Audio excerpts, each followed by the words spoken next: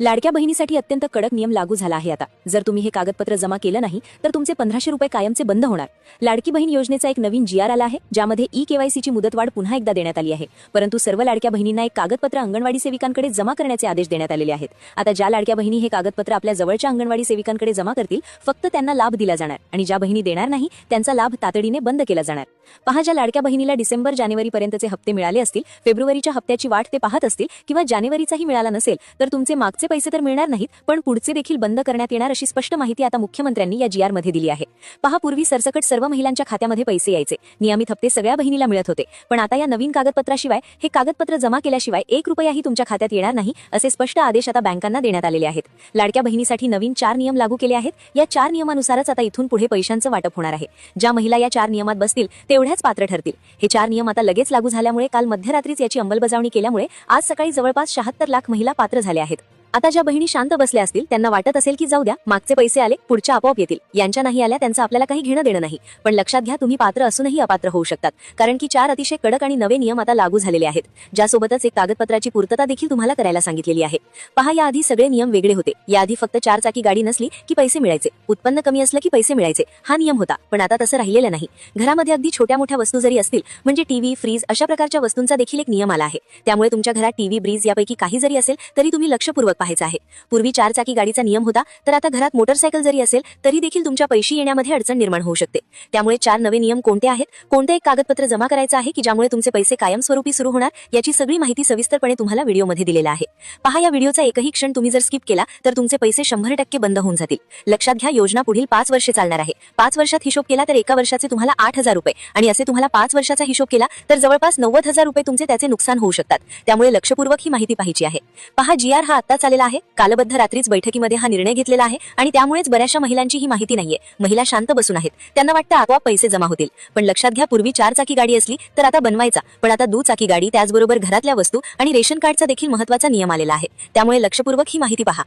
खुद्द मुख्यमंत्र्यांनी काल रात्री पार पडलेल्या कॅबिनेट बैठकीत KYCच्या प्रगतीचा आढावा घेतला। त्या पडताळणीत असे दिसून आले की निम्म्यापेक्षा जास्त महिलांची KYC अद्याप प्रलंबित आहे आणि ज्यांनी केली आहे त्यांच्या माहितीमध्ये प्रचंड त्रुटी आढळल्या आहेत। यामुळे ज्या महिलांच्या KYC मध्ये चुका आहेत त्यांचे पैसे थांबवले जाणार आहेत। तसेच ज्यांची प्रक्रिया बाकी आहे त्यांच्यासाठी मुख्यमंत्र्यांनी तातडीचा इशारा दिला आहे। आता ज्या स्त्रिया या 4 नियमांचे पालन करणार नाहीत आणि मुख्यमंत्र्यांनी सूचित केलेले ते एक कागदपत्र देणार नाहीत, त्यांचे सर्व हप्ते रोखले जातील आणि पूर्वी दिलेले पैसे सुद्धा परत घेतले जाऊ शकतात।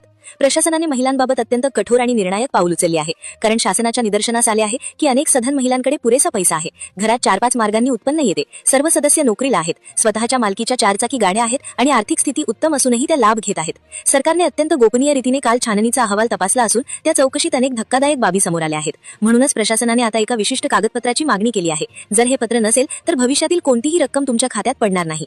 राज्य सरकार आता 2 हप्ते एकत्रित देण्याच्या तयारीत असून महिलांना 25000 रुपयांचे विशेष अर्थसहाय्य देण्याचे नियोजन करत आहे। मात्र जर संबंधित कागदपत्र दिले नाही तर कोणताही लाभ पुढे देऊ नका, असे स्पष्ट आदेश स्वतः महिला व बालविकास मंत्री अदिती तटकरे यांनी दिले आहेत। लाडक्या बहिणींसाठी सरकारने नेमके कोणते दस्तऐवज अनिवार्य केले आहे, ते 4 नवीन नियम कोणते आहेत, कोणत्या महिला पडताळणी प्रक्रियेत अपात्र ठरल्या आहेत, KYC साठी कोणती नवीन पद्धत अवलंबली आहे आणि KYC केलेल्या कोणत्या महिलांचे पैसे आता बंद होणार आहेत, हे सर्व सविस्तर तपशील आपण या व्हिडिओमध्ये पाहणार आहोत। जर तुम्हाला तुमचा लाभ कायमस्वरूपी सुरू ठेवायचा असेल आणि दरमहा 1500 रुपये खात्यात हवे असतील तर हा व्हिडिओ शेवटपर्यंत पहा, कारण हा व्हिडिओ अर्धवट सोडणे ही तुमची मोठी चूक ठरू शकते, कारण या GR मधील अत्यंत अचूक माहिती तुमच्या योजनेचे भवितव्य ठरवणार आहे। त्यामुळे व्हिडिओ पूर्ण पहा।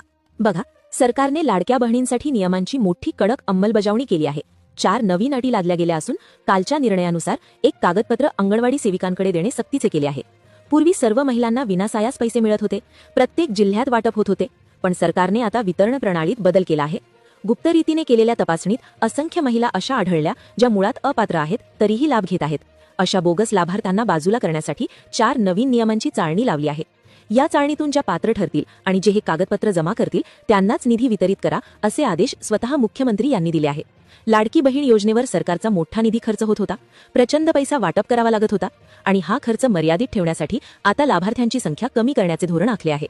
सुरुवातीला महिलांची संख्या खूप मोठी होती आणि आजवर सर्वांना लाभ दिला गेला, मात्र आता नवीन निकष लावून पात्रता सिद्ध करण्यासाठी अंगणवाडी सेविकांकडे कागदपत्र मागितले आहे। आता आपण टप्प्याटप्प्याने ते 4 नियम कोणते आहेत आणि ते कसे लागू होतील हे सर्वप्रथम जाणून घेऊया। त्यानंतर कागदपत्रे कशी गोळा करायची, कुठून मिळवायची आणि लाभ कायम ठेवण्यासाठी नियमांचे पालन कसे करायचे हे मी तुम्हाला सविस्तर सांगणार आहे। सगळ्यात आधी आपण नियमांकडे वळूया। सरकारने जे 4 नियम सांगितले आहेत आणि जे कागदपत्र आवश्यक आहे त्याची माहिती घेऊ। प्रथम ते 4 नियम पाहू। यातील पहिल्याच नियमात जवळपास 70% महिला अडकण्याची शक्यता आहे. हा पहिला नियम आधार कार्डाशी संबंधित आहे, कारण प्रत्येक महिलेकडे आधार आहे आणि त्यावरच पैसे जमा होतात. त्यामुळे लाभ चालू ठेवण्यासाठी हा नियम पाळणे अनिवार्य आहे. दुसरा नियम शिधापत्रिका म्हणजेच रेशन कार्ड असलेल्या महिलांसाठी आहे. रेशन कार्ड प्रत्येकाकडे असतेच, मग ते पिवळे असो वा केशरी. या दुसऱ्या नियमामुळे 80% महिला अडचणीत येऊ शकतात. तिसरा नियम 50% महिलांसाठी आहे, ज्यात तांत्रिक अडचणी येऊ शकतात. परंतु चौथा नियम 100% महिलांसाठी डोकेदुखी ठरणार आहे. तिसरा नियम पॅन कार्डचा आहे. ज्या भगिनींकडे पॅन कार्ड आहे त्यांनी हा नियम नीट समजून घेतल्याशिवाय व्हिडिओ बंद करू नये. आणि अंतिम चौथा नियम बँक खात्याशी संबंधित आहे. बँक खात्याचा नियम असल्याने सर्व महिलांना तो पाळणे बंधनकारक आहे. जर या चौथ्या नियमाचे उल्लंघन झाले किंवा पालन व्यवस्थित झाले नाही तर चालू लाभ तर जाईलच, पण जुन्या पैशांची वसुली देखील होऊ शकते, जो अत्यंत गंभीर भाग आहे. आता या सर्व नियमांची सविस्तर माहिती आणि सरकारने मागितलेले ते विशेष कागदपत्र याची पूर्ण माहिती घेऊया. लक्ष देऊ नये का? पहिल्या नियमानुसार तुम्हाला पैसे मिळतील, ज्यात फारशी अडचण येणार नाही. पहिला नियम आधार कार्डाचा असून ज्यांच्याकडे ते आहे त्यांना तो लागू आहे. दुसरा नियम रेशन कार्डाशी निगडीत आहे. रेशन कार्ड आणि आधार असूनही लाभ का थांबतो हे नीट समजून घ्या. तिसरा नियम पॅन कार्डचा आणि चौथा बँक खात्याचा आहे. आधार कार्डाबाबत शासनाला अनेक त्रुटी सापडल्या आहेत, जसे की चुकीची नावे किंवा जन्मतारखेत केलेले बदल. काही महिलांच्या आधारवर माहेरचे नाव आहे तर बँकेत पतीचे नाव. अशा विसंगतीमुळे लाभ थांबवले जातील. रेशन कार्डाचा नियम असा आहे की अनेक महिलांनी अद्याप ई-केवायसी केलेली नाही. रेशन दुकानात जाऊन पॉस मशीनवर अंगठा लावून कुटुंबाची केवायसी करणे गरजेचे आहे. पॅन कार्डचा नियम अत्यंत कडक आहे. ज्यांचे पॅन आधारला लिंक आहे त्यांचे सर्व बँक व्यवहार सरकारला कळतात. यावरून तुमच्या वार्षिक उत्पन्नाचा अंदाज घेऊन सरकार अपात्र महिलांना योजनेतून बाहेर काढणार आहे. चौथा नियम बँक बॅलन्सचा आहे. अनेक महिला पैसे जमा होताच लगेच काढून घेतात. खात्यात किमान आवश्यक शिल्लक ठेवत नाहीत, ज्यामुळे तांत्रिक अडचणी निर्माण होतात. तसेच आधार बँकिंग संलग्नता हा देखील मोठा मुद्दा आहे.